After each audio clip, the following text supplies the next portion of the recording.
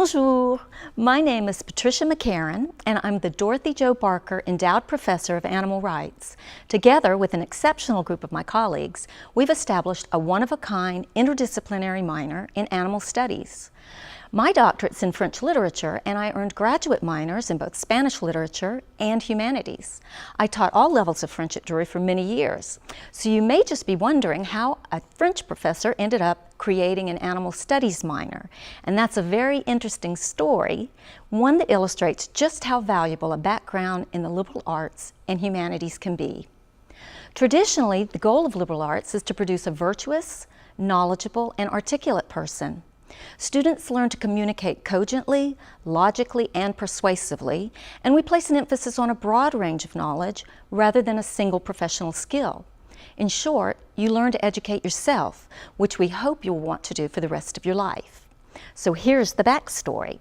The one and only Bob Barker and his now deceased wife are both Drury alums, and I had long admired Bob's heroic work for animals. In 2007, I nominated Bob for an honorary doctorate, and he gave the most electric commencement address I've ever heard. To my complete astonishment, the following August, he called me and said that if we could do something to improve the lives of animals, he would give us a $1 million endowment. I said, "We can do that." Then I had to figure out how to do it. Well, it was the skills I had acquired from a liberal arts education that gave me that confidence. And the first step was to establish a unique animal ethics course. Although there have been imitators, and there will be more imitators, I imagine, I doubt that the same kind of course will be taught at another institution because it involves the cooperation of 8 professors, all experts in their fields. And it takes a special place like Drury to accomplish such an ambitious endeavor. Before long, I was dreaming of creating an animal studies minor. Bob watched how I worked, he gained confidence in my intellectual abilities and my work ethic, and in 2009 he endowed a professorship for me in his wife's name so that I could devote myself full-time to this work. And it has been the most meaningful and compelling work I've ever done.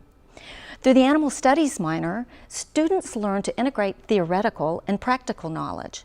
They develop ethical insights, they question their spiritual sensibilities, and they engage in evidence-based critical thought. They see animals and interactions between humans and animals from new perspectives, and they connect dots they had never even noticed before. Did you know that all major religious traditions speak about animal-human relations? So have such luminaries as Aristotle, St. Augustine, St. Thomas Aquinas, St. Francis of Assisi, of course, but Descartes, Hobbes, Cavendish, Locke, Hume, Kant, Jeremy Bentham, and Charles Darwin, and even more modern thinkers like Andrew Lindsay, Tom Regan, and Jacques Derrida.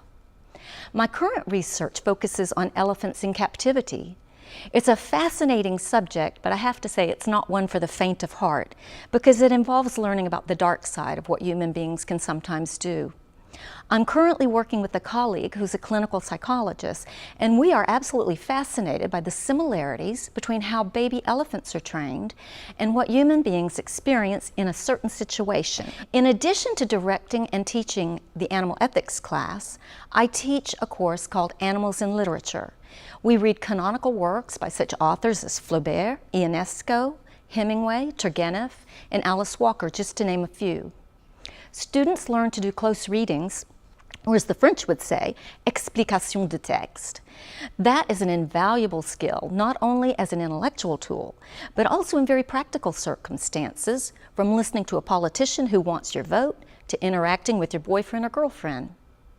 There were leaders in the abolitionist movement, women's suffrage, and civil rights. At Drury University, we are leading in this field, not following.